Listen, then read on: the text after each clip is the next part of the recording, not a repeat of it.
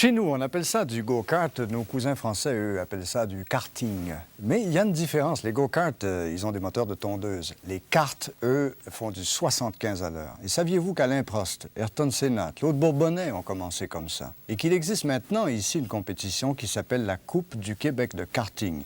Des jeunes de 8 à 12 ans, ils sont une vingtaine. Ils sont formés, sérieusement. Ils ont même un permis. Regardez bien ce reportage de Mariana Muraille de Louis Fort. Vous allez voir que, comme au hockey, nos pee-wee prennent ça au sérieux et avec un père coach, encore plus.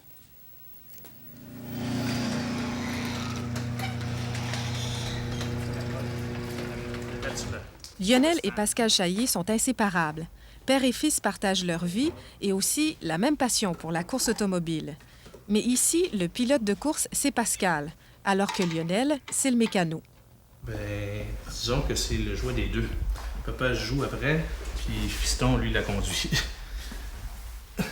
C'est un travail d'équipe.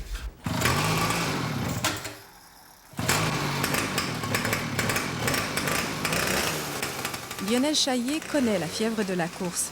Il a piloté sa première voiture à 24 ans et était un des meilleurs coureurs de Formule 2000, des bolides qui font plus de 225 km/h. J'essaie de réaliser un rêve en lui que j'aurais voulu passer par l'acheminement qui passe, lui. J'envie mon garçon de pouvoir commencer si jeune, puis j'ai aucune idée s'il va vouloir continuer là-dedans. Disons que je lui ouvre une porte que moi, j'aurais bien voulu qu'on m'ouvre quand j'étais plus jeune. À 8 ans, Pascal est déjà un petit champion dans la catégorie des cadets. Une vingtaine d'enfants de 8 à 12 ans qui sont les plus jeunes coureurs automobiles de la province. Et parmi ces trophées, Pascal a son préféré. C'est la course que j'ai fait le plus d'efforts pour gagner la 3e position. Je l'ai gagné à Drummondville.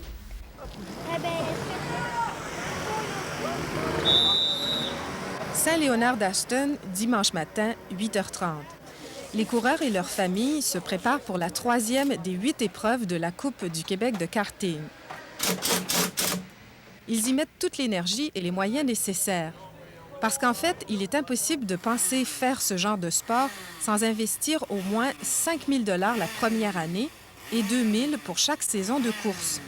Et dans certains cas, les équipements ont des airs de petite écurie de Formule 1. Avançons-nous un peu, Aujourd'hui, la famille Gagnon a 2 pilotes à mettre en piste. Anne-Marie chez les cadets et Pierre chez les juniors.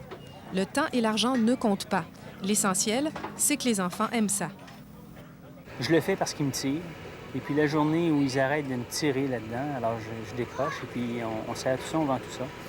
Alors, même l'an passé, j'ai demandé à Pierre à 2 reprises, là, dans des situations, j'ai dit, Pierre, on vend tout ça, c'est trop d'ouvrage. Et puis, il n'y en était pas question. Jusqu'où t'aimerais aller, là? Ben là, je le sais pas, mais pas trop loin. Là. Non? C'est pas quelque chose que tu veux faire plus tard? Ah, ben ouais, mais pas pour aller là, dans des classes, là. Professionnelles? Ouais, c'est ça.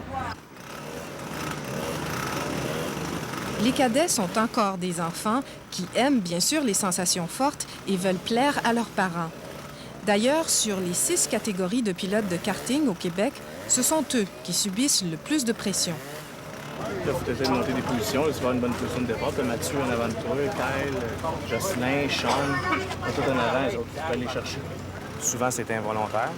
Parce que moi personnellement, j'essaie beaucoup de ne pas mettre aucune pression sur mon fils. Mais par contre, il faut tout le temps que tu te le rappelles souvent, tu sais. Parce que c'est plus fort que toi.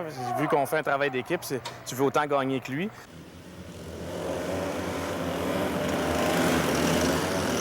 Une fois en piste, il n'y a plus d'enfants, seulement des pilotes de course assez téméraires, peu conscients du danger de rouler à 75 km/h. Certains, comme Pascal Chaillé, vont jusqu'à compléter un tour de piste en 44 secondes. Je le trouve rapide, il y a bien des courbes. C'est amusant. Il y a beaucoup de courbes? Oui. Il est pas pire. Ouais. C'est le fun, mais ça glisse beaucoup, là.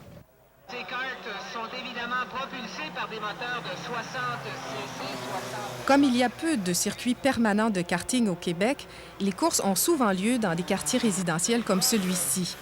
Le circuit de Saint-Léonard-d'Ashton donne du fil à retordre à ces petits bouts de chou. Et les virages en épingle, autant que la chaussée glissante, auront raison des pilotes trop rapides.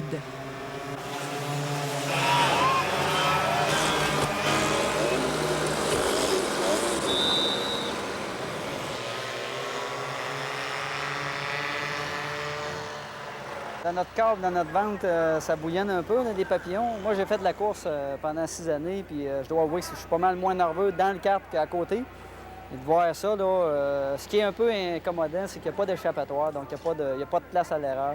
Surtout qu'on fait une erreur, on est sorti du circuit, puis là, ben, c'est le mur.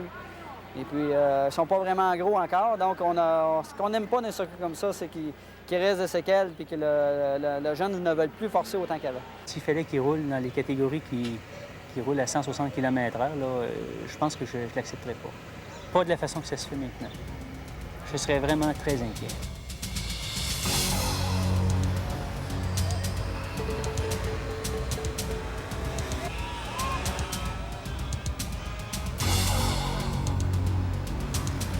Le bilan de la journée est assez déplorable dans toutes les catégories de karting.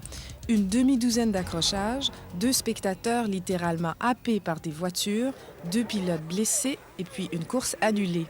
Heureusement, rien de très grave. Mais c'est du jamais vu à la Fédération Auto-Québec qui réglemente ces courses. Et aujourd'hui, les organisateurs sont plutôt embarrassés, même si le circuit respectait les normes de sécurité approuvées par Québec. Ça devient de plus en plus difficile, d'autant plus que d'année en année, ils semblent perfectionner leur machine et atteindre des vitesses supérieures. Ça demande des normes de sécurité absolument incroyables. On a vu des incidents aujourd'hui, effectivement. Il va y avoir des mesures à prendre quant à ça. Je ne sais pas encore lesquelles vont être prises, mais effectivement, il faut. Parce que la proximité aujourd'hui, moi, ce qui m'a frappée en tant qu'observatrice, c'était la proximité des gens par rapport à la piste. Effectivement. Pour les coureurs, la journée aura été remplie d'émotions. Le vainqueur aura bien sûr profité d'un circuit difficile et les perdants en seront quittes pour se retirer avec leur déception. Mais bien vite, tout sera oublié et les pilotes redeviendront des enfants.